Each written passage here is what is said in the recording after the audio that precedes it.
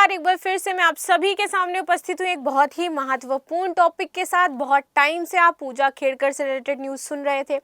इन पर बहुत सारे आरोप लगाए जा रहे थे। फर्जी सर्टिफिकेट का आरोप था। इसके बाद इनकी मां लाइमलाइट में आ जाती हैं जो कि तमंचा लहरा रही थी, तो उनके ऊपर भी मुकदमा दर्ज किया गया।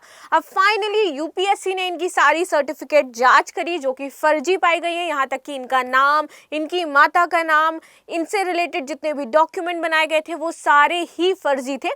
फाइनली अब यूपीएससी ने इनके ऊपर मुकदमा दर्ज कर दिया है। तो अब हम ये समझेंगे कि यूपीएससी के इतिहास में कितनी बार ऐसा हुआ है कि यूपीएससी ने खुद किसी के ऊपर मुकदमा दर्ज किया हो, किसी आईएएस के ऊपर मुकदमा दर्ज किया हो और किसी को बर्खास्त किया हो।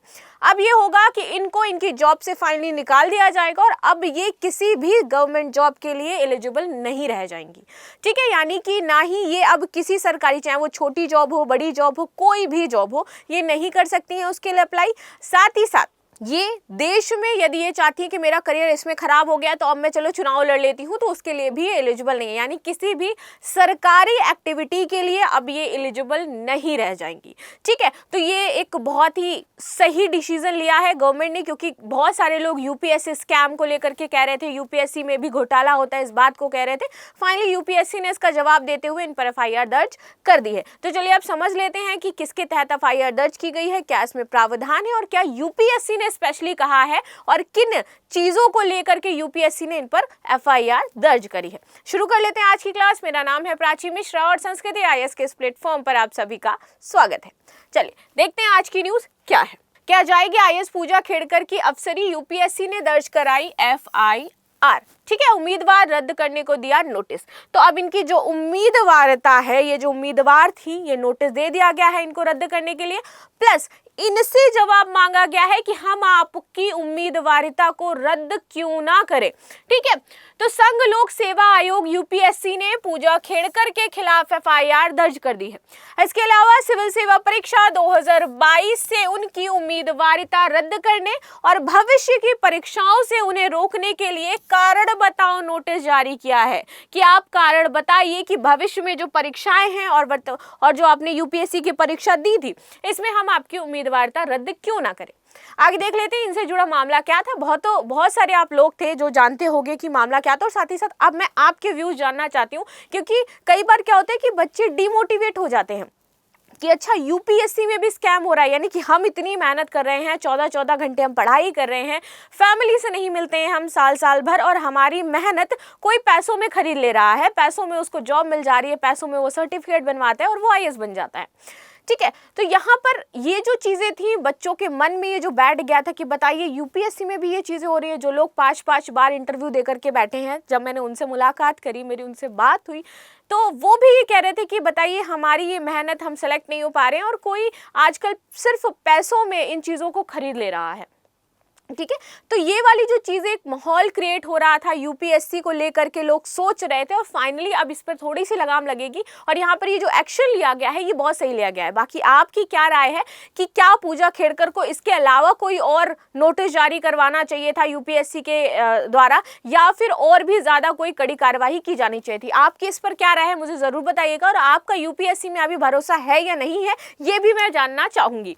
ठीक है, तो महाराष्ट्र कैडर की 2023 बैच की भारतीय प्रशासनिक सेवा आईएएस अधिकारी खेड़कर पर अपनी जाति और मेडिकल प्रमाण पत्र में जालसाजी करने का आरोप लगाया गया है।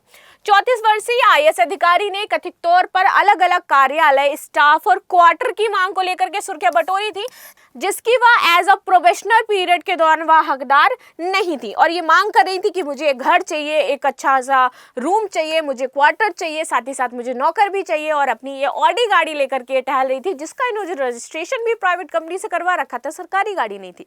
ठीक है, तो ये सारी जो चीज़ें हैं ये कहीं ना कहीं इनके खिलाफ जो है वो देखने को मिली। फिर मामला और तेजी से बढ़ा, इनकी ट्रेनिंग खत्म कर दी गई, रद्द कर दी गई, इनके प्रोबेशन पीरियड रद्द कर दिया गया, वापस इनको लबासना बीच में बुला दिया गया, और फाइनली यूपीएससी ने अब इन सब चीज़ों की जांच करी है तो पाया है कि उन्होंने सब कुछ फर्जी लगाया था। ठीक है, आगे देखते हैं। पुणे पुलिस ने उन पर आरोपों की जाँच करी। उन्होंने अपनी निजी ऑडी गाड़ी पर लाल बत्ती और महाराष्ट्र सरकार का प्रतीक चिन्ह इस्तेमाल किया था, कुछ इस प्रकार से। आगे आते हैं। यूपीएससी ने क्या कहा है, ये हमारे लिए बहुत ही महत्वपूर्ण हो जाता है, क्योंकि यूपीएससी हमेशा से ओपेक रहा है। यूपीएससी पर कभी भी इस प्रकार के आरोप नहीं लगे, लेकिन हाँ, मैं ये भी बताऊंगी कि कब कब यूपीएससी पर ऐसे आरोप लगे हैं। अभी आप देखोगे कि बीच में ही एक एग्जाम था 2023 या 21 का, वहां पर दो लोगों ने बोला था कि सेम रैंक पर वो आए हैं, तो उसका भी मामला कुछ छिड़ा था। उस मामले को भी हम समझेंगे कि एंशिएंट में इससे रिलेटेड क्या क्या मामले रहे हैं। ठीक, तो यूपीएससी ने आईएएस प्रोबेशनर पूजा खेड़कर को अपनी असली पहचान छिपाने और यूपीएससी परीक्षा नियमों का उल्लंघन करने का दोषी पाया है। यूपीएससी ने कहा कि यूपीएससी ने सिविल सेवा परीक्षा की अंतिम रूप से अनुशंसित उम्मीदवार सुश्री पूजा मनोरमा दिलीप खेड़कर के दुर्व्यवहार की विस्तृत और गहन जांच करी है। जांच में पता चला है कि उसने अपना नाम, अपने पिता और माता का नाम और अपनी तस्वीर, हस्ताक्षर, ईमेल आईडी, मोबाइल नंबर और पता बदलकर अपनी पहचान बदली है और परीक्षा नियमों के तहत स्वीकार्य सीमा से परे धोखेधड़ी का प्रयास किया है।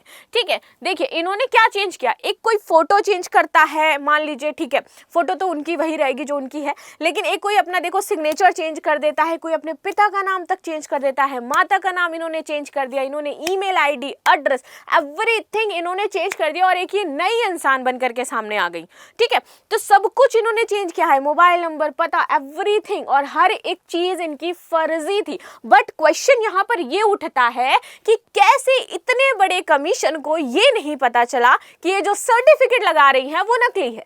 कैसे उन्होंने अर्ली पीरियड में जब ज्वाइनिंग हो रही थी, जब सारी चीजें चेक हो रही थी, आधार लगता है, पैन लगता है, बहुत सारी चीजें लगती हैं, कैसे नहीं पता चला कि वो फर्जी है। ऑफ कोर्स पता चला होगा, लेकिन यहां पर क्या होता है, पैसा। ठीक है, तो इसलिए हमारे मन में जो भावना उठती है ना कि हम इतने दिनों से तैयारी कर रहे हैं, हम 14 घंटे बैठ करके पढ़ाई करते हैं, रीजन इज दैट कि जब इस तरीके के मामले आते हैं तो कहीं ना कहीं हमारे मन में एक क्वेश्चन उठता है कि क्या कर रही है यूपीएससी या क्या कर रही है सरकार। ठीक है, तो देखिए कितना ज्यादा इन्होंने फर्जीवाड़ा किया है। मान लेते चलो इन्होंने हस्ताक्षर गलत लगाई, तस्वीर गलत लगाई, चलो सिंपल सी बात मान लेते कि चलो इन्होंने 2-3 डॉक्यूमेंट गलत लगाए। इन्होंने सारे डॉक्यूमेंट ही गलत लगाए हैं, अपने एक भी डॉक्यूमेंट इनका सही नहीं है। देख लीजिए, आगे देखते हैं किन मामलों पर कार्रवाई होगी। यहाँ पर यूपीएससी ने कहा है कि एफआईआर दर्ज करके आपराधिक मुकदमा इन पर चलाया जाएगा, इनकी उम्मीदवारता रद्द करने का मुकदमा इन पर चलाया जाएगा, भविष्य की परीक्षा और चयन से रोकने के लिए कारण बताओ नोटिस ये भी इनको जारी किया जाएगा, और साथ ही साथ फर्जी प्रमाण पत्र पर प्रस्तुत करने और कार्यस्थल पर विशेष सुविधाएं मांगने का मुकदमा इन पर चलेगा। तो इसके तहत ये सारे मुकदमे इन पर अब चलने वाले हैं। तो फाइनली पूजा खेड़कर जी जो हैं वो अपनी कुछ इम्पेशेंट चीजों की वजह से अब आईएएस पूजा खेड़कर जो है वो नहीं रहेंगी, वो पहले भी नहीं थी। कहते हैं ना कि कभी कभी भगवान सारी चीजें देखता है, नोटिस करता है। तो पापों का घड़ा कुछ ज्यादा ही भर गया था इनका और इनकी फैमिली का, और फाइनली वो फूट गया। इनकी मदर जो थी उन्होंने 1 साल पहले एक मजदूर किसान था जिसकी जमीन को सिर्फ तमंचे के दम पर हथिया लिया था। बेटी आईएएस ऑफिसर, पिता जो थे इनके वो सरकारी गवर्नमेंट थे, जबकि इन्होंने सर्टिफिकेट लगाया कि वो क्रीमी लेयर में नहीं आती है, गलत सर्टिफिकेट लगा करके इनको कोटा मिला और कोटे से फिर अंदर गए, उसमें भी इन्होंने गलत सर्टिफिकेट लगाया कोटा पाने के लिए कि वो फिजिकली तौर पर हैंडीकैप्ड है।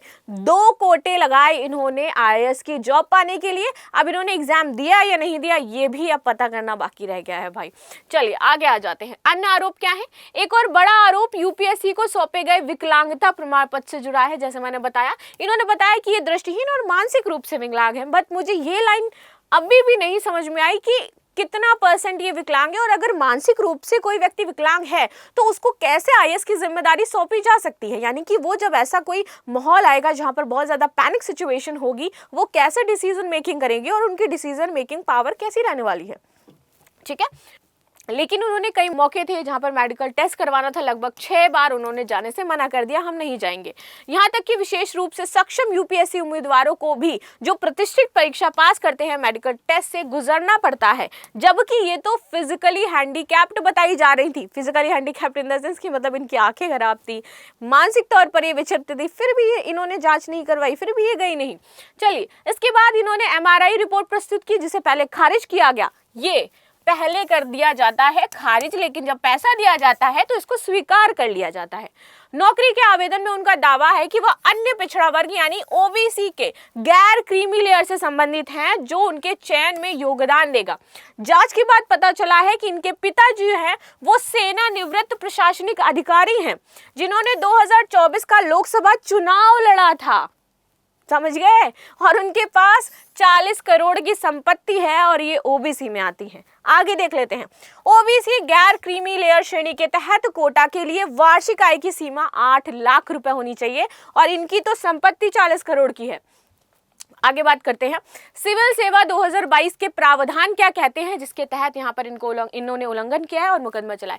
देखिए यूपीएससी रिजल्ट 2022 का यहाँ पर एक मामला आया था। यूपीएससी रैंक कंट्रोवर्सी थी जिसमें यूपीएससी सिविल सेवा परीक्षा 2022 के फाइनल नतीजे घोषित होने के बाद दो आयशा और तुषार ने क्रमशः 180th और 44th रैंक पास होने का दावा किया था। इसके बाद आयोग ने इसका पूरा स्पष्टीकरण देखा, दोनों फ्रॉड उम्मीदवारों की डिटेल्स थी और साथ ही सख्त एक्शन लेने की यहाँ पर बात कही गई थी, लेकिन एक्शन लिए नहीं गए, यहाँ पर बात कही गई, लेकिन फाइनली इस वाले केस में एक्शन ले लिया गया है जो कि बहुत ही ज्यादा इंपॉर्टेंट हो जाता है। यहाँ पर देखिए, यहाँ पर यूनियन पब्लिक सर्विस कमीशन ने कुछ इस तरीके से नोटिस जारी करी और यहाँ पर ये चीजें बताई हैं कि किस किस तरीके से इन्होंने अपना बहुत ही गलत तरीके से इस्तेमाल किया है और ये जो चीजें हैं वो यहाँ पर पेश करी गई हैं। ठीक है, तो आप इसको पढ़ भी सकते हैं, देख भी सकते हैं कि कैसे यूपीएससी ने फाइनली यहाँ पर पॉइंट्स लिखे हैं और बताया है कि आगे के एग्जाम के लिए for future exam selection in accordance with the rules of civil service examination 2022 अब इनको आगे कोई भी एग्जाम देने का मौका नहीं मिलेगा।